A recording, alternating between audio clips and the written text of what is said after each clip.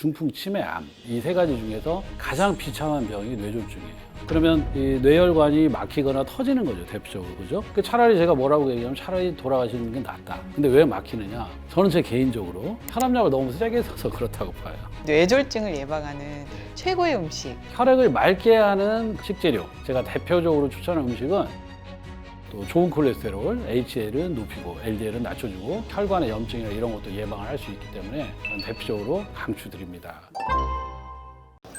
안녕하세요. 약사 황혜원입니다. 오늘도 듣기만 해도 건강해지는 지식 한 페이지 약사의 노트입니다. 오늘은 23년이라는 시간 동안 환자의 몸과 마음을 건강하게 치유해 오신 한의학 박사 이병삼 박사님을 모시고 정말 예고 없이 찾아오는 무서운 질병 뇌졸중에 대한 이야기 나눠보도록 하겠습니다. 안녕하세요, 이병삼 박사님. 네, 반갑습니다. 서울 강서구에서 이병삼 경희 한의원을 운영하고 있는 이병삼 원장입니다. 여러 가지 원인들 중에서요, 박사님께서 생각하시는 뇌졸중의 가장 큰 원인 한 가지를 뽑는다면 어떤 걸까요? 이 뇌졸중, 그러죠? 이게 사실 뇌졸중풍의 준말이거든요. 그러니까 뇌가 졸지에 풍에 맞았다. 그러면 이 뇌혈관이 막히거나 터지는 거죠, 대표적으로. 그죠? 그래서 이제 터지는 경우가 뇌출혈이고, 그리고 막히는 경우가 뇌경색인데, 사실 예전에는 뇌출혈이 훨씬 많았어요. 왜 그러냐면 혈압이 많으니까. 그런데 요즘은 고혈압, 고지혈증 그런 관리들을 잘 하기 때문에 뇌출혈의 발병률이 많이 줄었는데 반대급부로 뇌경색이 많이 늘었어요. 막혀요, 요즘. 네. 근데 왜 막히느냐? 저는 제 개인적으로 혈압약을 너무 세게 써서 그렇다고 봐요. 혈압약을 내가 너무 세게 쓰면, 그러니까 우리가 뭐냐면 혈관이 좁아졌는데 이 안에 당뇨가 있고 고지혈증이 있으면 혈액도 탁해졌어요. 그러면 얘를 뚫고 나가려면 당연히 저항이 생기고 압력이 올라가는데 이 압력이 너무 올라가면 터지니까 어쩔 수 없이 혈압약을 써야 되죠. 그런데 혈압약을 너무 세게 쓰니까 혈관이 좁아져서 혈액이 잘 못 가는 거예요. 그럼 막히는 거죠. 뇌출혈은 당연히 혈압 관리를 못해서 그렇고, 혈압 관리는 당연히 비만한 사람, 그리고 콜레스테롤, 고지혈증 이런 관리를 잘 못해서 그런 경우, 그리고 반대로 이제 뇌경색은 혈압을 너무나 보수적으로 낮게 유지하거나 아니면 저혈압을 신경 쓰지 않고 고치지 않아서 막히는 경우, 이 경우를 가장 많이 보고 있습니다. 제가 이제 우리 한의원 오는 환자분들한테 항상 드리는 말씀이 있어요. 이 병엔 걸리지 말아야 한다. 아니 그러면 뭐 어떤 병은 걸려도 되고 어떤 병은 걸리면 안 되냐? 모든 병에 우리가 당연히 걸리면 안 되지만 중풍, 치매, 암 이 세 가지 중에서 가장 비참한 병이 뇌졸중이에요. 차라리 제가 뭐라고 얘기하면 차라리 돌아가시는 게 낫다. 근데 만약에 못 죽으면 정말 내가 인지기능 저하, 그다음에 내가 팔다리 내 몸대로 못 쓰고 말도 제대로 못하고 내가 화장실 가는데도 내 손과 발도 내가 못 가는데 그게 사람 목숨이 아니다. 그래서 그만큼 우리가 관리를 잘해야 된다. 그렇듯이 여러분들이 중요한 게 항상 예방이에요. 모든 병이 예방이 중요하지만 특히 뇌졸중은 정말로 운이 좋지 않은 경우가 아니면 그러니까 재활에 관한 회복도 한계가 있고, 네, 그래서 후유장애가 오래 남을 수 있기 때문에 예방에 반드시 꼭 신경을 써야겠습니다. 네, 그렇다면 이렇게 정말 박사님께서 절대 걸리면 안 된다 하는 이 뇌졸중을 예방하는 최고의 음식 어떤 게 있을까요?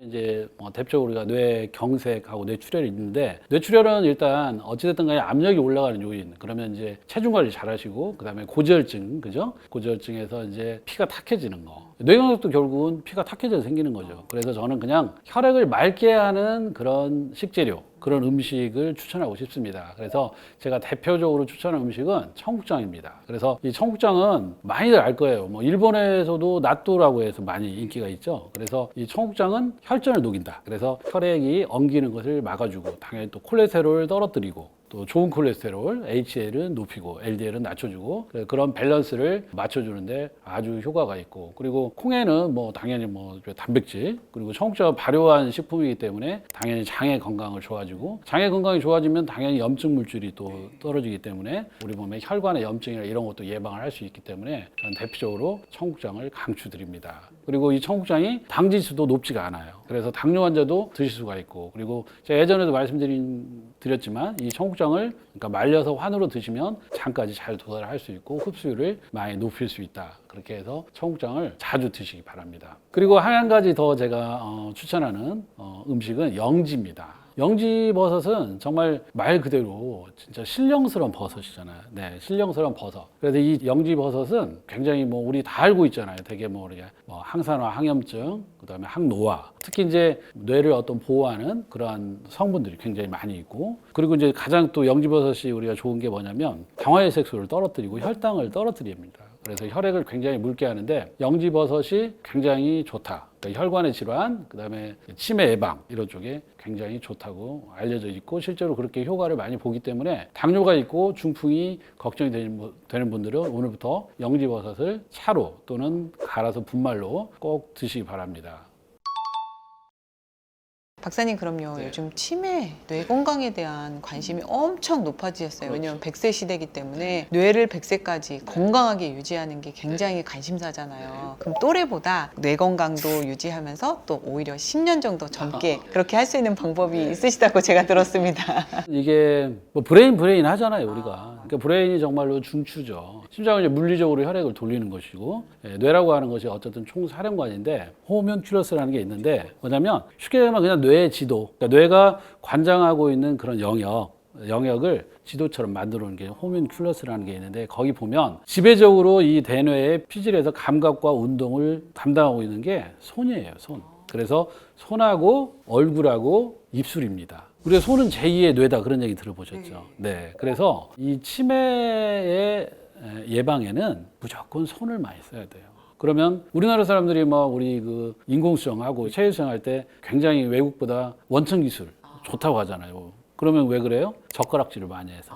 네. 그래서 미세한 손동작 우리가 뭐 검은 콩하고 하얀 콩 섞어 놓고 서로 누가 빨리 옮기느냐. 그래서 이렇게 미세하게 손가락으로 움직이는 거. 뭐 당연히 악기를 다루는 것도 좋겠죠. 기타하고 피아노 이런 거. 그래서 손에 어떤 자극을 많이 해라. 예전에 옛날 분들은 방사주라고 혹시 들어본 적 있어요? 들어봤어요. 알아요? 네. 뭐 그렇게 하시면 손으로만 하잖아요, 이게. 이거 굉장히 치매 예방에 좋습니다. 손을 계속 움직여 주는 거. 그다음에 당연히 글씨를 쓰는 거. 저도 사실 창피한 얘기지만 한의사지만 하루에 한문을 한 글자도 못 쓰고 넘어갈 때가 많아요. 다 요즘 선택하잖아요. 그래서 디지털 치매라는 얘기 많이 들어봤죠. 그러니까 사실 용불용설이거든요. 안 쓰면 안 쓰는 만큼 퇴화되고 쓰면 쓰는 만큼 개발이 되는데 어쨌든 저는 치매 예방에 가장 좋은 건 손을 많이 활용해라. 그다음에 두 번째 아까 얼굴이라고 그랬잖아요. 그래서 얼굴을 웃는 거죠. 얼굴에 우리가 천의 얼굴을 가지고 있다. 초점. 그래서 천의 얼굴을 지어보는 거예요. 자기가 마치 배우처럼 막 천의 얼굴 거울을 보고 해보라. 그러면 뇌가 자극을 받는 거예요. 그 다음에 세 번째가 입술. 입술이라는 게 뭐예요? 입술은 말을 많이 하셔야 돼요. 그래서 치매의 가장 위험군은 혼자 계신 분들이에요. 그래서 무조건 말을 해야 되는데 말을 한다라고 하는 건 상대방의 말을 이해를 해야 되잖아요. 그래서 그 말을 이해를 하는데 머리를 쓰고 그 다음에 또 말에 내가 대답을 하려면 필요한 단어를 선택해야 되고 문장을 만들어야 되잖아요. 그게 뇌를 굉장히 많이 쓰는 거예요. 그래서 혼자 계신 분 어떻게 해야 되냐? 혼자 계신 분들끼리 만나야죠. 그리고 그게 안 되면 요즘에 너무너무 좋은 세상. 핸드폰. 네, 핸드폰 어플이 있죠. 여기서 우리가 대화하는 어플 있잖아요. 그 어플 가지고 AI 그 대화 음성 대화를 하는 거. 아니면 하다못해 무슨 뭐 지니 뭐 이런 거 있잖아요. 뭐 그렇게 해서 자꾸 대화를 하는 거. 그래서 저는 그 세 가지를 가장 강조합니다. 세 가지는 제일 첫 번째 미세한 손동작. 그래서 그거 특히 저는 한문을 그래서 많이 쓰라 그래요.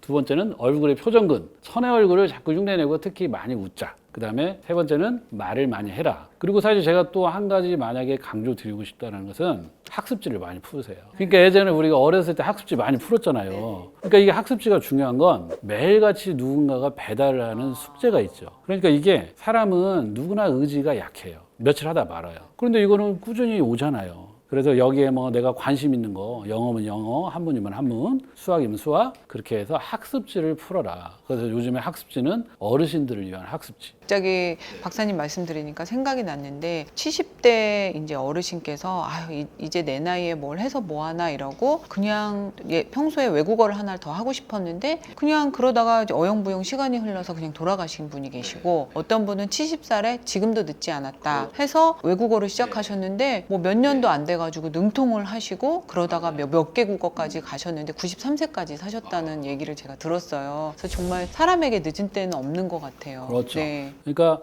써먹으려고 하지 말고 과정이 소중하고 그 결과도 당연히 또 어떻게 될지 모르죠. 그죠? 네. 그렇게 하면 좋습니다. 그래서 그걸 꼭 실천해야 돼요. 그리고 자식들한테 제가 당부드리는 건 매일같이 영상통화를 하라는 거예요.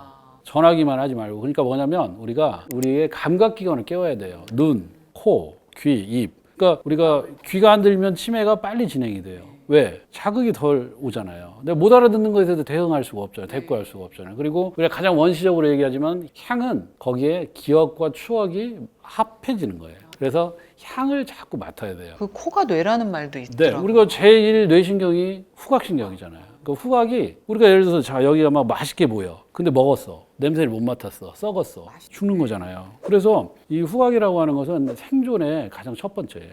그다음에 두 번째가 시각이라는 거예요. 그렇기 때문에 후각, 시각, 청각, 감각기관을 깨워주는 거. 그것이 치매를 예방하는 대표적인 것이다. 완전 치매 전문가신 것 같습니다. 뇌 전문가. 아까 말씀드린 대로 오감을 계속 쉬지 않고 자극할 수 있는 다양한 어떤 활동들이나 배움 이런 것들을 해보시면 좋을 것 같습니다. 다음 질문은요. 요즘 정말 두통 환자가 진짜 많아요. 네, 저도 약국에서 두통 환자 젊은 친구들부터 굉장히 다양하게 흔하게 일어나는데 특히 위험한 두통 증상이라는 게 또 있을까요?